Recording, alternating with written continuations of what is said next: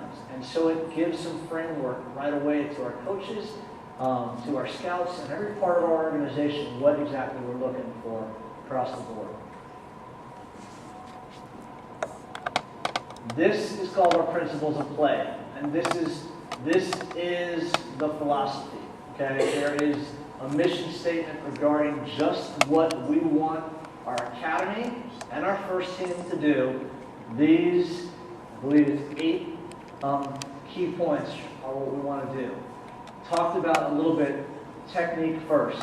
Skill is our foundation. If you don't teach skill at an early age, it's really hard to go a long way in this game. In this country, very honestly, what we do is we throw kids into the adult version of the game very early. Okay, and we expect them to play the game just like adults. And what we need to do is go backwards a little bit and spend more time teaching basic fundamentals, more time training those fundamentals. And then when we do let them play, it doesn't need to be like the adult version of the game. It needs to be where we can see all those technical aspects being literally created in those little guys and girls' mind.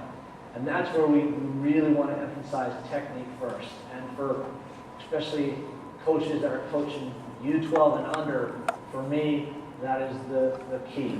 But a lot of other things come with that. So we talk about positive play and keeping the ball on the ground, possession with a purpose. That means positive. Can we roll the ball from one partner to the next? And can we move it towards the goal that we want to score on? That's a lot more difficult, as we all know. Having creativity and imagination, it has to happen. So for us at the Philadelphia Union, for instance, when we're coaching in our academy, one of the things I'll tell our coaches are, I do not want you joysticking. I'm a child of the 80s, okay? And in the 80s, there was a video game called Atari. Any of the adults remember it? You had a joystick, and you kind of did this, and you moved your little man all over the TV. Now my boys have no idea what I'm talking about. But I call it joystick coaching, when a coach is on the sideline, and they say, hey, do this, take it down, take that line, go to the green grass, cut inside, dribble, shoot, yes, yes, yes! And the kid hasn't made a decision the whole time. The coach is literally telling them what to do all the way through. And you don't have the process, the synapses that need to take place in that young player's brain to say, hey, this is my game. I want to do this thing with a soccer ball, and it's never been done before.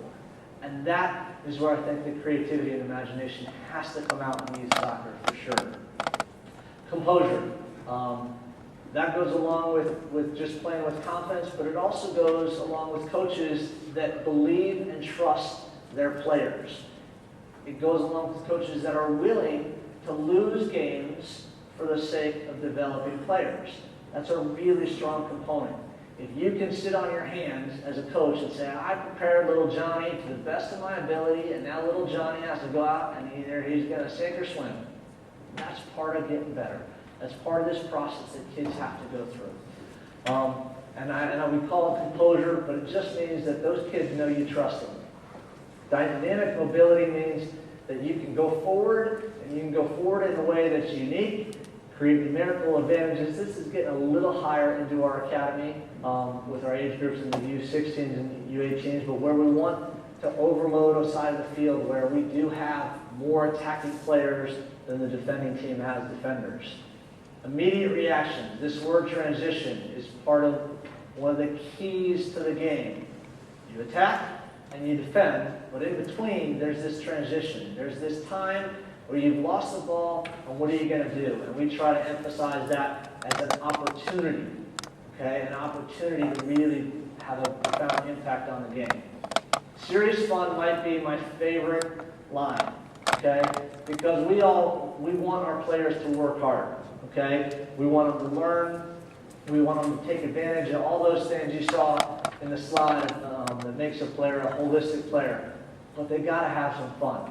If they're not having fun, it's hard to do. So when we're asking our players to work hard, we want smiles on the faces at all times. Grittiness, okay? Grittiness is a word like, hey, and in Philly, I've I didn't mean to do this, but I said we're Philly tough. Okay, it's a tough city in Philly. And the grittiness factor is that you gotta be competitive. You just gotta be tough in this game, which is a game of errors. It's a game of mistakes. It's a game of turnovers. All right, and you gotta be mentally tough to know that no matter what, we're always gonna compete. That's our principles of play. I think that's, without having a lot of specifics on soccer, that if we do in our academy and in Cape Fear, you'll produce some excellent players. Some of the boring stuff, and I'll kind of go through that quickly, but what we're going to do is we're going to share our curriculum, okay? And we have a curriculum, so our lesson plans, our periodization cycles, our training cycles, how frequently we will train and compete, we will share that with Kenny and his staff.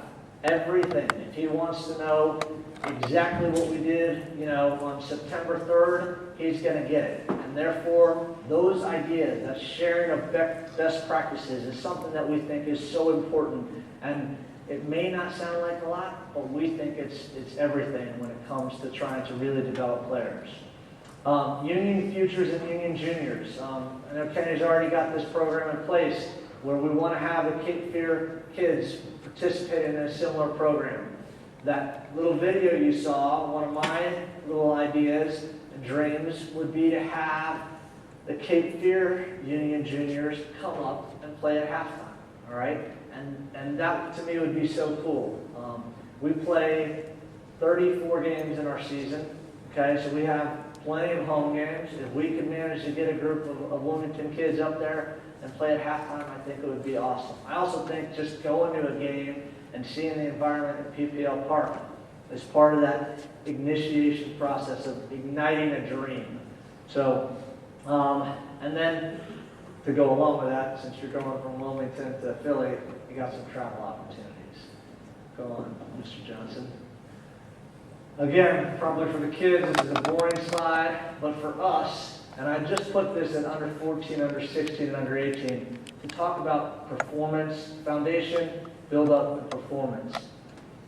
I won't bore you with all the details. You can kind of read through it and see some of this. But these are the main things that we're emphasizing at those 3 academy ages, okay? And performance at the under 18 level, all right? These are 16 and 17-year-old players. They're pretty serious at this point. But the reason I like the word performance is that is what, as the first team coach, I want to look at. I don't care if they win or lose. I honestly don't. I want them to learn how to win, and I expect them to learn how to win. But I believe that if you do things the right way, performance and victories will go hand in hand. And so performance, how do they play? What kind of skills? What kind of ideas? Did they compete? That's really what we want to emphasize at the highest age of our academy. And these kids would be kids that are coming, hopefully, from our academy into one of those next steps, whether it's college or straight into a professional environment.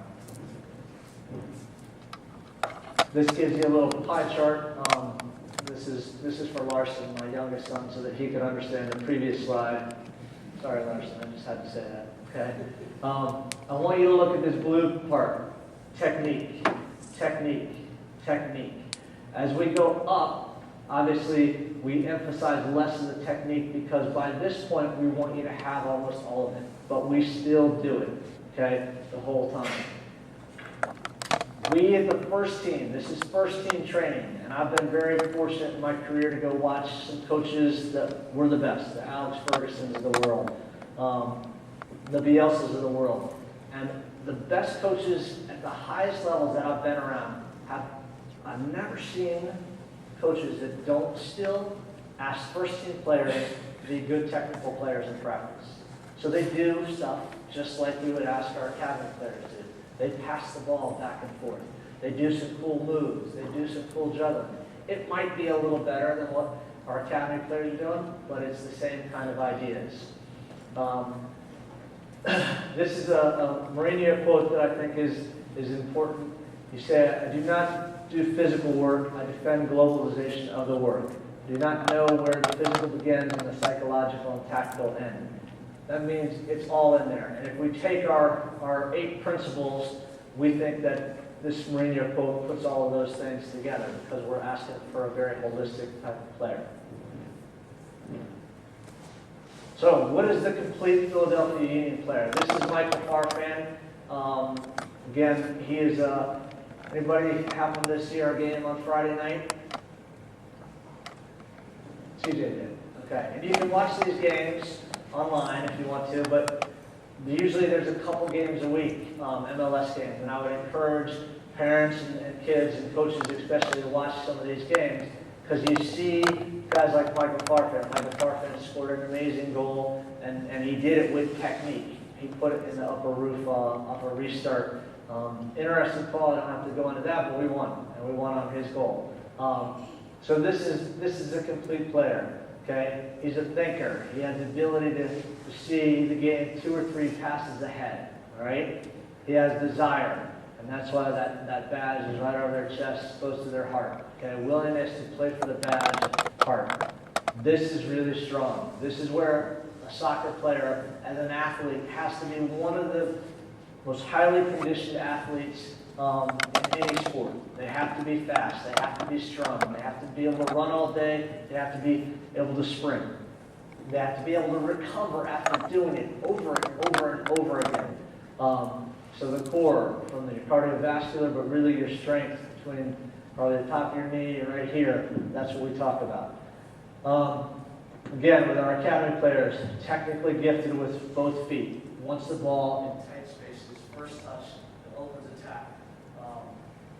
And talk a little about the physically and then the vision. We have a huge scouting network, and that's part of what we'll do with Cape Fear is we'll try to make sure that we have our coaches spend some time down here and know what the level is. All right? We're also going to bring Kenny and his staff up to Philadelphia and let them spend some time so that we both have an idea, a metric in our heads about what we're all trying to do and what we're looking for.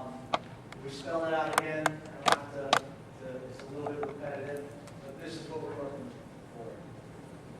Next one. A little bit of a game day checklist. This is what we ask our players to think about as they are going towards the game. We want to play at a tempo.